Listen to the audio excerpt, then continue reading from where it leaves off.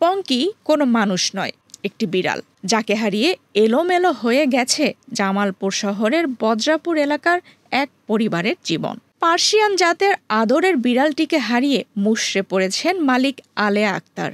কান্নায় বারবার মূর্ছা যাচ্ছেন, খাওয়া দাওয়া বন্ধ করে দিয়েছেন, রান্নাঘরেও জ্বলছেন আগুন। কাঁদতে কাঁদতে অসুস্থ হয়ে পড়েছেন আলেয়া আক্তার। হারিয়ে যাওয়া বিড়ালকে ফিরে পেতে নিজের সর্বোচ্চ চেষ্টা করে যাচ্ছেন তিনি।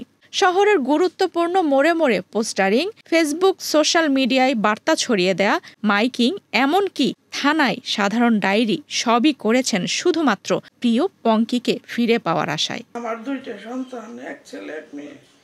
পঙ্কি আমার কাছে আরেকটা সন্তানই ছিল। ঘটনাটি ঘটে 11 জুন রাতে। ঢাকায় যাওয়ার উদ্দেশ্যে আলেয়া আক্তার পরিবারের সদস্য ও পোষ্য পঙ্কিকে নিয়ে জামালপুর শহরের বাস কাউন্টারে পৌঁছান। কিছুক্ষণ পর তীব্র শব্দে ভয় পেয়ে খাঁচা থেকে লাফিয়ে পালিয়ে যায় পঙ্কি। আতঙ্কিত হয়ে চারপাশে খোঁজাখুঁজি, কাউন্টার থেকে রাস্তাঘাট সবখানেই তন্ন তন্ন করে খোঁজা হয়েছে পঙ্কিকে, কিন্তু খুঁজে পাননি প্রিয় পোষ্যকে। রাত 1টা বাজে এলাকার মানুষ বাসা থেকে জানলা করলে, আপা কি হয়েছে কি হয়েছে? আমি কই আমার পঙ্কি হারাইছে। ওনারা ভাবছে প্রথমে আমার সন্তান হারাইছে, পরে বললো কতটুকু বাচ্চা? আমাকে বাচ্চা না, আমার পালিত বিড়ালও আমার সন্তানের মতোই।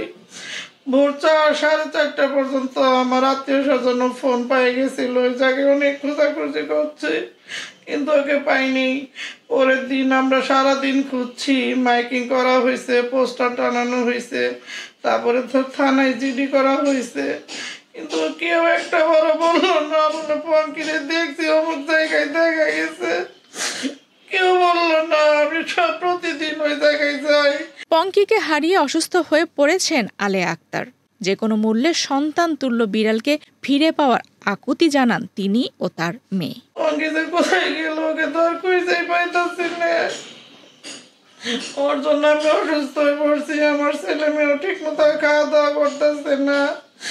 আমি আর কি করলে পঙ্কিরে পাবো? সবার কাছে আমি অনুরোধ করি, আমার পঙ্কিরে আমার কাছে ফেরাই দেন। যা টাকা লাগে আমি দিব, আমি সব টাকা দিব, শুধু আমার পঙ্কিটার একবার আমার কাছে ফেরত দেন। আমি আর কিচ্ছু চাই না, শুধু পঙ্কিটার ফেরত দেন।